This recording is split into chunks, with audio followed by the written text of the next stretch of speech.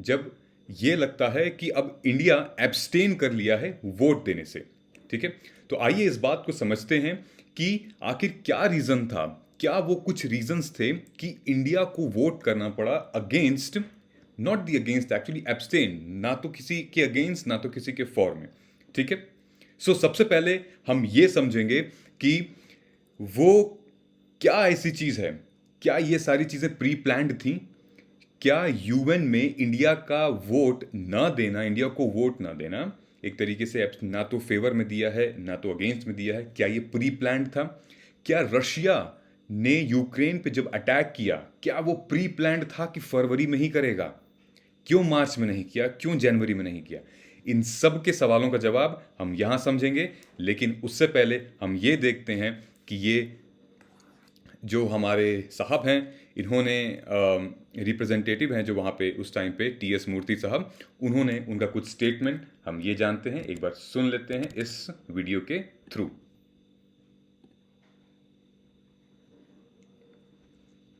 ठीक है, इस वीडियो में ये बात कर रहे हैं पूरे डिटेल में कि इन्होंने जो रेजोल्यूशन पे जो क्वेश्चन उठाया गया था, बेसिकली इनका ये कहना है कि ना तो हम सपोर्ट कर रहे हैं ना तो हम विरोध कर रहे हैं, हमारा स्टैंड अलग है, हम वोट ही नहीं दे रहे हैं। दोस्तों, हमेशा से भारत की एक पॉलिसी रही है, नेहरू जी जिसको इंट्रोड्यूस किए थे, जिसका नाम था नाम, NAM, नॉन अलाइन मूवमेंट। ठीक है, जहाँ पे आप ना तो पक्ष में ना तो विपक्ष में। अभी जो रिसेंटली जो सीरियल देख रखे हैं ना, सोनी पे शार्क टैंक आ रखा है, I am out of this deal, तो basically India is out of this deal.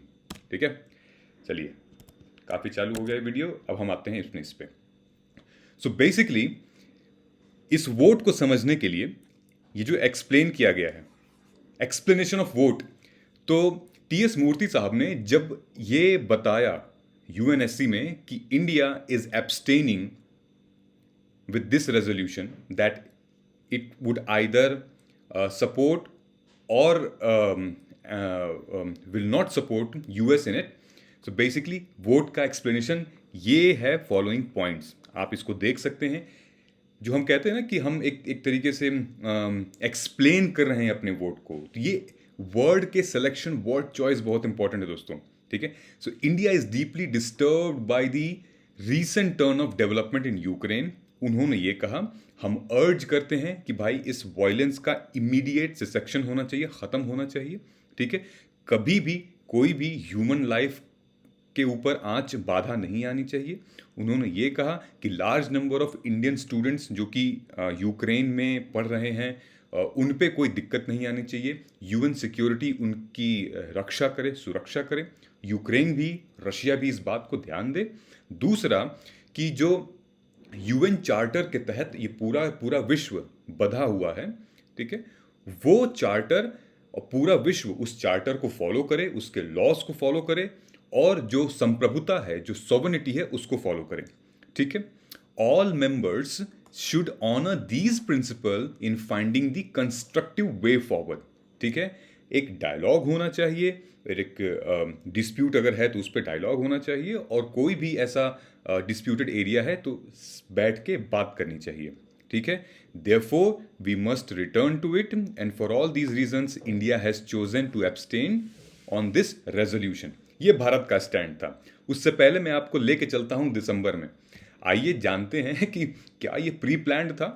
ठीक है, तो थोड़ा सा एक बेसिक आइडिया सोचने के लिए हम ये जानते हैं कि जो हमारी यूएन सिक्योरिटी काउंसिल है, आप सबको पता होगा, एनसीईआरटी सबने पढ़ी है, अब तक वीडियोस देख देख के आप पक गए होंगे, लेकिन ये जो वीडियो है ये थोड़ा सा अलग है। सबसे पहले ये देखिए, ये तो पता है हमके यूएस, चाइना, रशिया, फ्रांस, ये लोग परमानेंट मेंबर्स हैं, राइट, जिसमें से रशिया और चाइना, ठीक है, रशिया के खिलाफ ही ये मामला हो रहा है, तो चाइना ने ऑलरेडी एब्सटेन कर रखा है, रशिया खुद है, ऑफ कोर्स ये भी एब्सटेन है, 5 में से 2 लोग तो एब्सटेन हो गए हैं। याद रखिएगा, ये जो डिस्कशन हुई है, ये वीटो या किसी वोट के अगेंस्ट नहीं डिस्कशन हुई। ये डिस्कशन, ये जो वोटिंग हुई है, ये इसलिए हुई है कि रशिया ने जो यूक्रेन पे हमला किया है, जो अटैक किया है, इन्वेड करने की कोशिश कर रहा है, उस पे चर्चा होने के लिए ये एक डिस्कशन है। ठीक है, ये किसी के खिलाफ या किसी के अटैक से रिलेटेड नहीं है। ये पहले एक चर्चा, मतलब कि एक वोट कंसेंसस किया जाए कि इस वाले मुद्दे पे कौन लोग इस चर्चे में सहमत हैं, कौन लोग इस चर्चे में नहीं पार्टिसिपेट करेंगे और कौन करेंगे।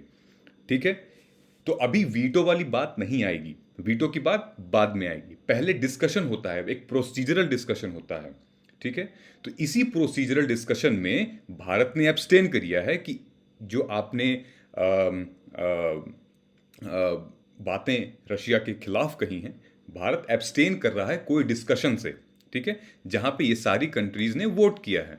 ठीक है, ये सारी कंट्रीज ने फेवर में वोट किया है।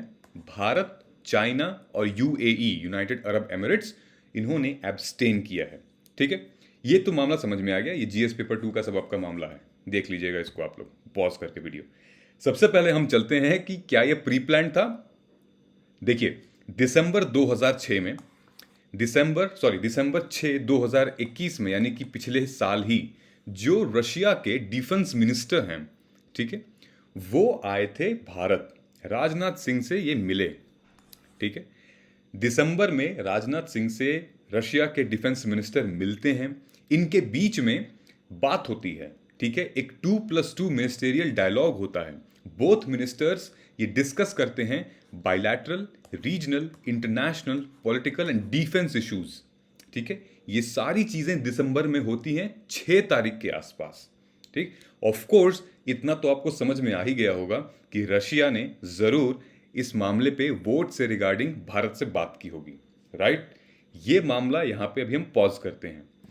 उसके बाद हम सबको पता है कि यूएन सिक्योरिटी काउंसिल प्रेसिडेंसी हर महीने 15 मेंबर हैं, ये जो 15 मेंबर हैं, ये चेंज होती रहती है। ठीक है, जैसे अगस्त में पता चला था कि अगस्त में भारत के पास थी, राइट, जहां पे अफगानिस्तान वाले इशू भारत डील कर रहा था। ठीक, वैसे करके अल्फाबेटिकल ऑर्डर में चलती है ये। ठीक है, ABCDEFGHIJ। तो फरवरी खत्म होती, मतलब फरवरी शुरुआत में ये किसके पास थी? ये था नॉर्वे के पास। 31 दिसंबर 2022, यहाँ पे 21 होना चाहिए था यहाँ पे। ठीक है, ये नॉर्वे के पास था। ठीक है, जनवरी 2022 में, और 31 दिसंबर 2022 एंड ऑफ मेंबरशिप टर्म। ठीक है, ये शुरू हो गया फरवरी 2022 से रशियन फेडरेशन का। मतलब रशिया आज की डेट में यूएन सिक्योरिटी काउंसिल की प्रेसिडेंसी हेड कर रहा है। समझ में आई आपको बात कि रशिया जो है, कहाँ गया ये रशिया, ये है रशिया जो है, वो परमानेंट मेंबर भी है और यूएन सिक्योरिटी काउंसिल को ये हेड कर रहा है, इसकी प्रेसिडेंसी को हेड कर रहा है। ठीक है, मतलब अब हम ये देखेंगे कि क्या रशिया ने ये सब सोच के किया था? उसको पता था कि यूएन सिक्योरिटी काउंसिल के 2022 फरवरी में हमारा टर्न आएगा और हम पार्ट होंगे, प्रेसिडेंट हम कंट्रोल करेंगे, लीड करेंगे, एक्चुअली पूरा का पूरा काउंसिल लीड करेंगे और तभी हम अटैक करेंगे।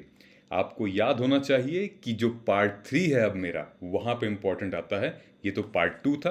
तो बेसिकली जो यूक्रेन के एम्बेसडर हैं सर्जी, उन्होंने कहा कि क्या हम रशिया को रिमूव नहीं कर सकते सिक्योरिटी काउंसिल से? क्या ये हो सकता है? ऐसा नहीं हो सकता। यूएन चार्टर में इसकी व्यवस्था ही नहीं की गई है। यूएन चार्टर में परमानेंट का मतलब बस ऐसे ही लिख दिया गया है। परमानेंट की कोई डेफिनेशन नहीं है, कोई निकाला नहीं जा सकता है, इंसर्ट किया जा सकता है, लेकिन डिलीट, रिमूव नहीं किया जा सकता है, उसकी व्यवस्था नहीं है। ठीक है, अब आता है मेरा पार्ट 3। तो वैसे ही दोस्तों, मार्च में यूएई करेगा, जो कि एब्सटेन किया है, याद रखिए, ये भी यूएई भी एड्रेस करेगा प्रेसिडेंसी, जो कि एब्सटेन किया। उसके बाद आएगा यूके, रशिया, अल्बानिया, तब जाके ये कुछ स्टेट्स आएंगे। लेकिन फिलहाल ये जो गोल है वो रशिया के हाथ में ही है। और पार्ट 3 मेरा यही है। इसीलिए दोस्तों, ये जो पूरा मामला है कि रशिया अटैक्ड यूक्रेन इन फरवरी, हमने कुछ वीडियो भी रिलीज की थी कि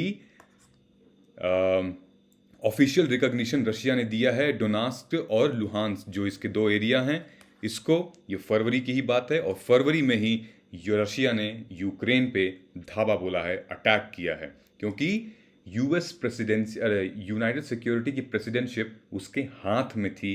वो प्रेसिडेंट है, अभी वो कंट्रोल कर रहा है। देखिए, प्रेसिडेंसी का मतलब क्या होता है?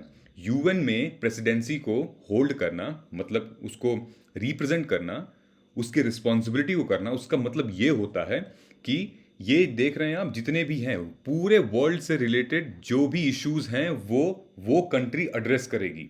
ठीक है, उस कंट्री के खुद जो इश्यूज हैं वो एड्रेस करेगी। ठीक है, peace keeping, terrorism, counter terrorism, maritime issues, कुछ भी वो एड्रेस कर सकती है और अपने प्रस्ताव रख सकती है। तो उसके पास एक ऑलरेडी एडवांटेज होगा। ठीक है, दूसरी कोई मेंबर कंट्रीज कोई खिलाफ एक महीने के लिए उसको नहीं कर सकती हैं। सो बहुत इंपॉर्टेंट है ये समझना कि क्या ये प्री प्लान्ड था। अब आप मुझे कमेंट करके बताइएगा कि सर प्री प्लान्ड था ये, या फिर क्या था क्या नहीं था। ठीक है, सो ये सारे कुछ एरियाज हैं जो कि कैप्चर किए गए थे फरवरी के महीने में ही ऑलमोस्ट, और ट्रूप्स भेजी गई थी। ठीक है, सो ये रहा यहां तक का वीडियो कि क्या ये सारा प्री प्लान था, क्या रशिया ने यूक्रेन पे अटैक करना फरवरी में ही सही समझा, या फिर जनवरी और मार्च में भी कर सकता था। इन सब के सवालों के जवाब आपको मिल गए होंगे। तो अब हम चलते हैं अपने एडिटोरियल में क्या लिखा है, अब आपको पूरी कहानी समझ आएगी। ठीक है, ये है anatomy of India's Ukraine dilemma. तो बेसिकली ये GS2 का पार्ट है, ये तो आपको समझ में आ गया होगा अब तक तो। सो बेसिकली ये देखिए, ये न्यूज़ हर जगह, न्यूज़ चैनल, मीडिया और इंस्टाग्राम, फेसबुक, हर जगह ये छाया हुआ है। ठीक है, यही छाया हुआ है कि क्यों भारत ने एब्सटेन किया है अपना वोट, ना तो फॉर ना तो अगेंस्ट में। एक यूपीएससी एस्पिरेंट को ये क्यों जानना जरूरी है? हम एक आम नागरिक के तौर पे भी ये जानना हमारी जिम्मेदारी बनती है, लेकिन एक आईएएस एस्पिरेंट को, एक यूपीएससी एस्पिरेंट को ये जानना क्यों जरूरी है कि इंडिया ने कैसी पॉलिसी अपनाई, उसके रिपरकशंस क्या हो सकते हैं आने वाले टाइम पे, उसका क्या इफेक्ट पड़ सकता है। दोस्तों, एक मैं आपको बात बता दूं कि 2000 2000 छोड़िए, 1971 में, मैं अगर थोड़ा सा पीछे जाऊं यहाँ पे, 1971 में ना, बांग्लादेश जब आज़ाद हुआ था उसका सबसे बड़ा श्रेय जाता है रशिया को। क्यों?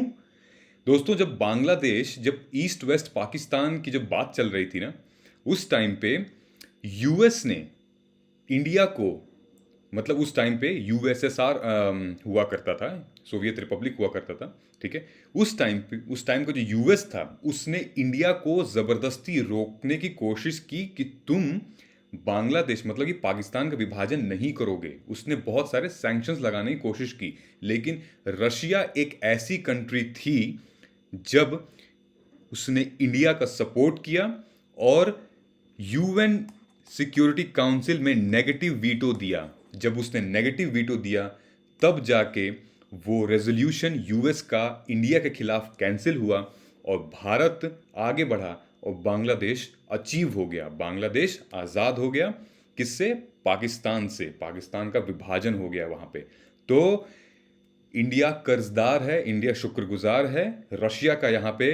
तो 1971 से ये बात चली आ रही है और फिर इनका यहाँ पे आना, दिसंबर में बातचीत होना, तो ये सब क्रोनोलॉजी को आप समझिए।